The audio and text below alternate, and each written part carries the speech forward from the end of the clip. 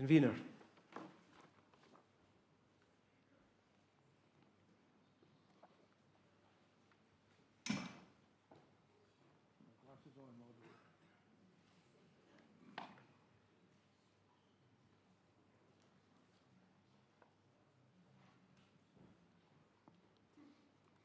Moderator, Liam Marshall, Chairman, Church of Scotland Trust. Moderator, I have pleasure in presenting the report of the Church of Scotland Trust. We are perhaps one of the least known committees of the General Assembly, but our Board of Trustees, although small, comprises a mixture of accountants, solicitors, surveyors, former moderators of the General Assembly, former principal clerks. So we have a wide-ranging knowledge of the workings of the Church of Scotland.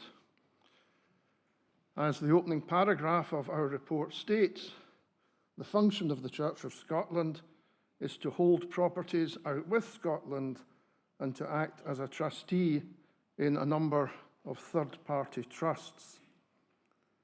During the last year, the Trust acted as trustee of 48 third-party trusts, which benefit different areas of the Church's work, such as support for university faculties of divinity, educational grants to divinity students, study grants to ministers, and financial support for specific congregations or presbyteries, or the work of the unincorporated entities.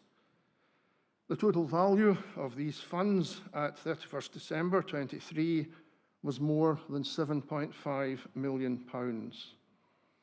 Some of the individual funds are very small, 4 of them being under £10,000. Some are much larger, the largest being over £1.6 million. The Trust provides a very cost-effective and efficient way of managing these funds. Where professional firms or solicitors or accountants are involved in managing trust funds, the administration costs can very often use up a significant part of the annual income. With the expertise offered by the Board of Trustees and the professional skills of the General Treasurers and Church Law Department, the annual charge levied by the Trust to cover the work of these departments is only 0.125% of the capital value of each trust. Thus, for a trust with a capital of £100,000, the annual charge is only £125, which might just buy you 10 minutes of partner's time in one of our capital's prestigious legal practices. It's therefore worth stressing that for anyone considering creating a legacy to benefit some aspect of the Church's work, the Church of Scotland Trust would be a very cost-effective trustee. With regard to the Trust's work out with Scotland, this falls under 3 headings. Firstly, Pakistan.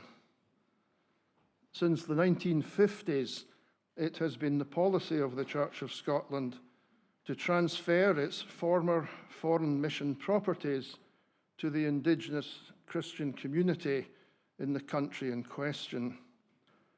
And that has happened everywhere throughout the world, except in Pakistan. In that country, the Church of Scotland interests are located in Sialkot district, which is in the northeast of Punjab province, comprising land, church buildings, residences, and other property. For more than 50 years, the Trust has been trying to divest itself of these properties to the Church of Pakistan without success. I expressed last year a degree of optimism that we finally seem to be making some progress, while noting that my immediate predecessors as chairman all seem to have made or seem to have expressed similar optimistic noises on an annual basis.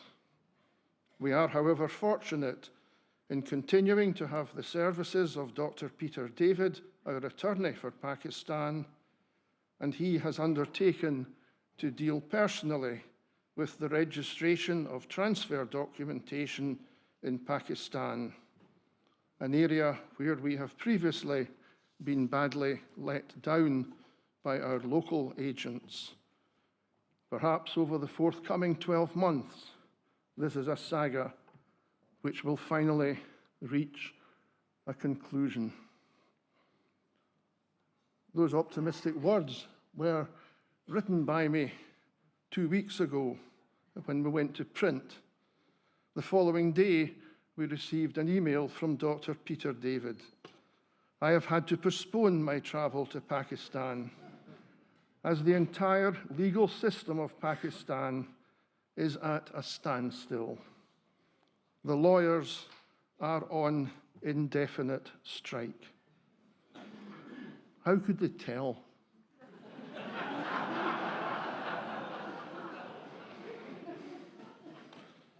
As the country is not functioning, my visit would not have been fruitful. But ever optimistic, he plans to go next month, so watch this space. Secondly, with regard to Israel, the Church of Scotland Trust acts as trustee on behalf of the Faith Action Programme leadership team, holding the title deeds of our various properties there and also holding the shares in our 2 commercial ventures, St Andrews Galilee Limited and St Andrews Scottish Centre Limited. While policy and operational matters are the responsibility of FAPLT, we do love our acronyms, don't we? The Church of Scotland Trust is consulted on all major financial, land and property developments. Rental payments, loan interest payments, and loan repayments are all made to the Trust by the Hotel and Guest House and then passed on in their entirety to FAPLT. All of these properties are held by the Trust as a bare trustee, and the beneficial owner is required to indemnify any losses suffered by the Trust due to its position as title holder. Thirdly, with regard to the International Presbytery, the Church of Scotland Trust has a broadly similar role to that of the General Trustees for congregations within Scotland. Once again, policy decisions are the responsibility of the International Presbytery, but the Trust has to approve any extensive alterations to properties, any property purchased, and the lease of any property in excess of 1 year. The Trust is also involved in the disposal of any buildings and is required to review the contents of all congregational property reports on an annual basis. Finally, in terms of our constitution, the number of trustees in the Trust must not exceed 20. At present, there are 10 serving trustees. We're always looking for more if anyone is interested. Those retiring at this time are John Hodge and Christopher Mackay. Both are eligible for reappointment, are willing to be reappointed, and we seek the Assembly's approval of this today.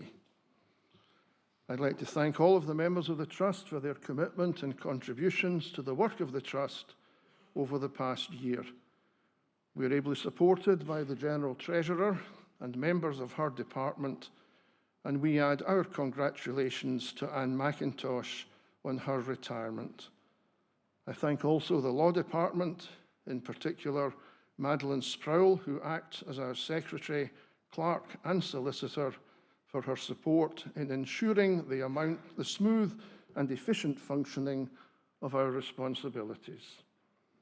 I table a copy of the Trust accounts for the year ended 31st December 2023, copies of which are available for inspection by request to our clerk, Madeleine Sproul.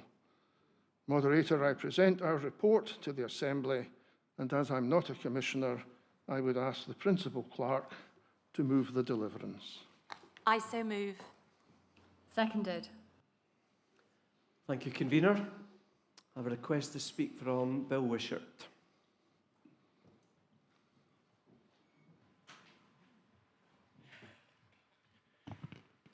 Moderator, a question, and I promise my Faith Action colleagues I will be quick. I want to ask about Pakistan and the possible transfer of assets to the government in the light that what we're planning doesn't work. My question is, would this be a permanent transfer, or is it just letting the government look after them for a while until we get it sorted? I was in Pakistan a month ago in the Sialkot diocese. I was there 37 years ago as a much younger person, and the hostel that I worked in Duska is now padlocked against the church. So I admit I have a very personal interest in this, but are we giving these to the government, or is it a temporary measure? Convener. Thank you so much for your question. Nobody has ever asked a question in the Trust.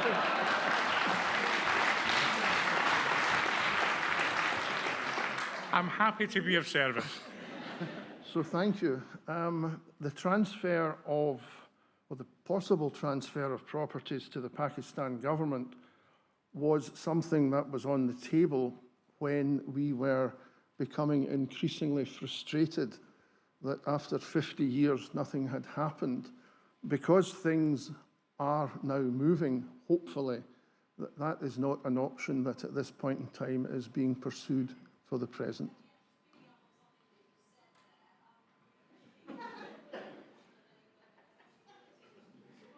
I think we have someone on our Zoom screens, perhaps unmuted, and perhaps you might change that.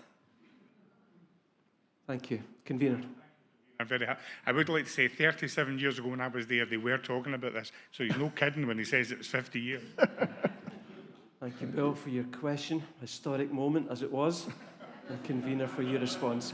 I've nothing else before me, and so questions or comments now in order. Okay, we move to the deliverance. Number 1, receive the report. And number 2, concerning the reappointment online, and the reappointments, and number 2. And online. And the deliverance as a whole. Convener, thank you to you and your team for your service. You're dismissed. Thank you very much.